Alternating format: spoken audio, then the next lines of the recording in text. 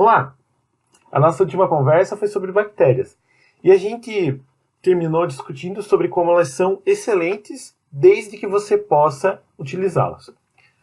Essa parte da nossa conversa vai ser sobre outro organismo que alia muitas das vantagens das bactérias, dos procariotos, com a capacidade de utilizar e produzir algumas proteínas de eucariotos, de plantas, de animais, que, como eu falei, podem ser um pouco problemáticas quando utilizando bactérias. Vocês já devem saber do que eu estou falando, com certeza vocês já conhecem, talvez não por esse nome, mas a gente vai falar sobre leveduras. Dentre elas, a Saccharomyces cerevisiae, essa nossa amiguinha aqui, é a mais conhecida. E com certeza vocês já utilizaram alguma coisa produzida com esse organismo. Esse organismo caminha com a humanidade há milhares de anos. Existem vários relatos da produção de diversos gêneros alimentícios, de cerveja, vinho, pães, há milhares de anos em regiões como o Antigo Egito, a Antiga Babilônia, a Grécia Antiga. E embora essas pessoas não soubessem da presença das leveduras, elas vêm utilizando isso para aplicações tecnológicas há muito tempo. Por conta disso, são organismos extremamente conhecidos. E eles trazem muitas das vantagens das bactérias, principalmente porque eles são também unicelulares. Então, o crescimento também é rápido, os meios de cultivo são já bastante conhecidos, bastante padronizados, e é muito fácil escalonar. É muito fácil produzir em larga escala, principalmente quando comparado com os outros dois sistemas que a gente vai conversar um pouquinho mais para frente.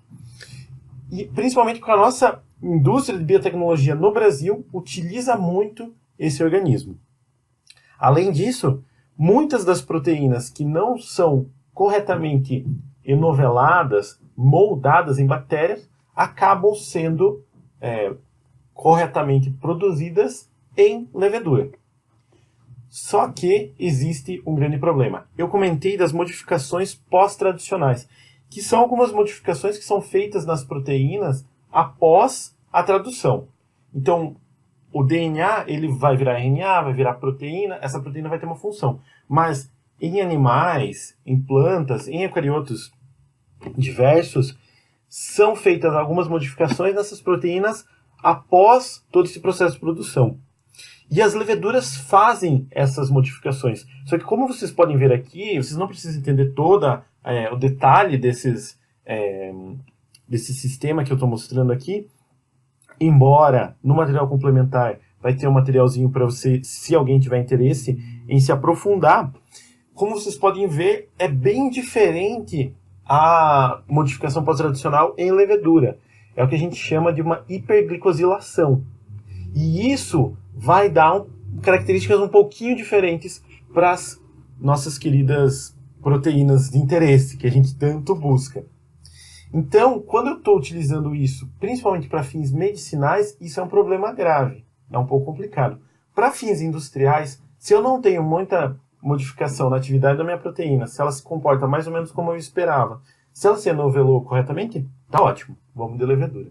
Então, de forma geral, a gente gosta muito das leveduras, principalmente da nossa amiguinha Saccharomyces cerevisiae, não só porque elas produzem vários produtos que a humanidade tem aproveitado há milhares de anos, mas principalmente porque elas são bem padronizadas, bem conhecidas, fáceis de trabalhar e se desenvolvem rapidamente.